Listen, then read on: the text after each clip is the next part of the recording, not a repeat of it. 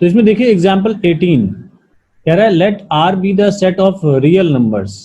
Are एक सेट दे रखा है आपको रियल नंबर्स का।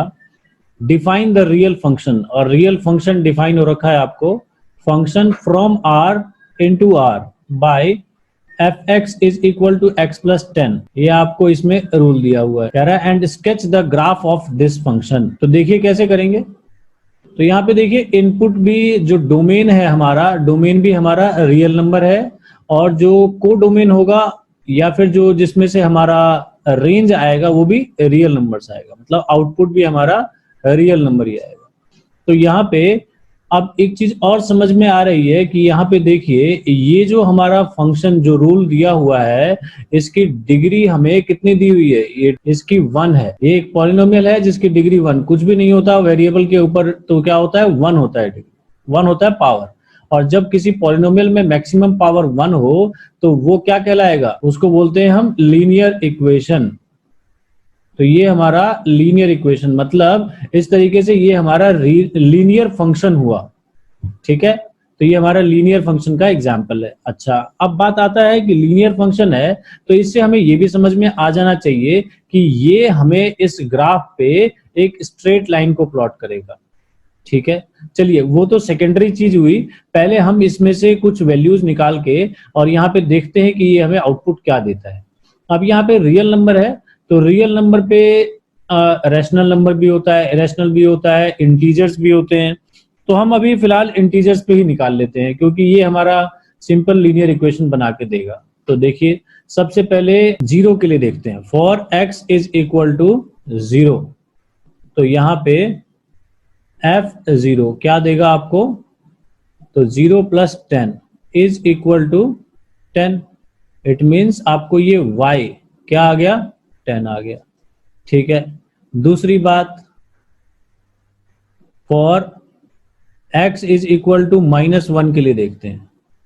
तो -1 पे तो f -1, ठीक है, तो ये y की वैल्यू आएगी ना, तो -1 और प्लस 10 विल गिव यू 9। तो इससे हमारा y क्या आ गया, 9 आ गया। ठीक है, इसी तरीके से f for x is equal to 1 के लिए देखते हैं। तो f1 क्या देगा, ये 1 प्लस 10 11 हो जाएगा। तो इससे क्या आ गया, y की वैल्यू आ गई हमारी 11। ठीक है, एक और वैल्यू पे देख लें हम, मान लो x इज इक्वल टू 2 के लिए देख लेते हैं। ठीक है, तो यहाँ पे f2 क्या देगा हमें, तो 2 प्लस 10 विल गिव यू 12।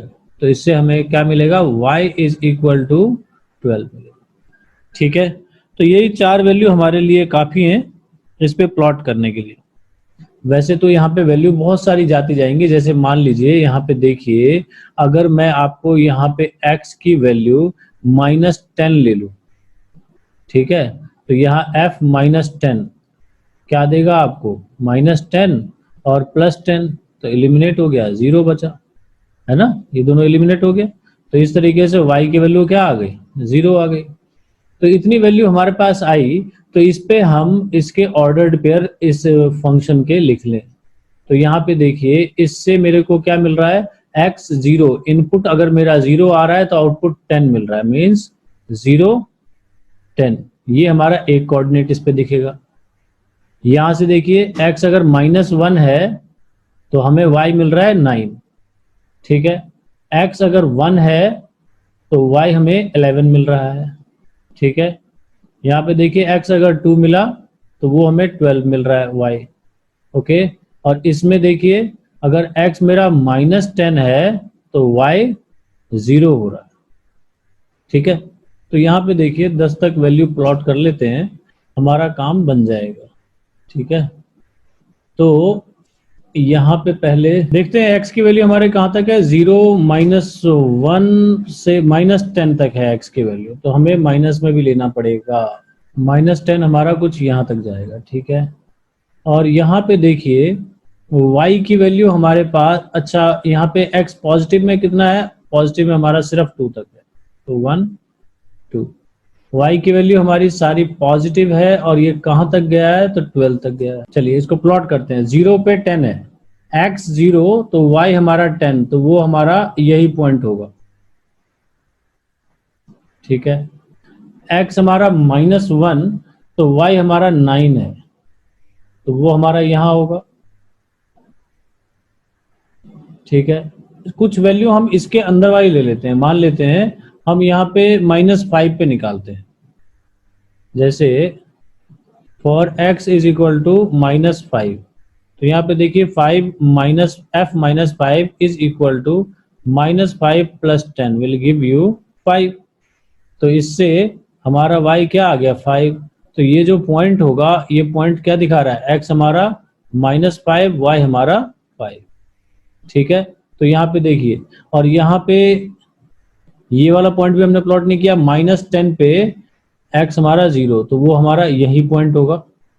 ठीक है, और यहाँ पे देखिए, यहाँ पे -5 और 5 है, x की वैल्यू -5 तो y हमारा 5, तो वो ये पॉइंट होगा।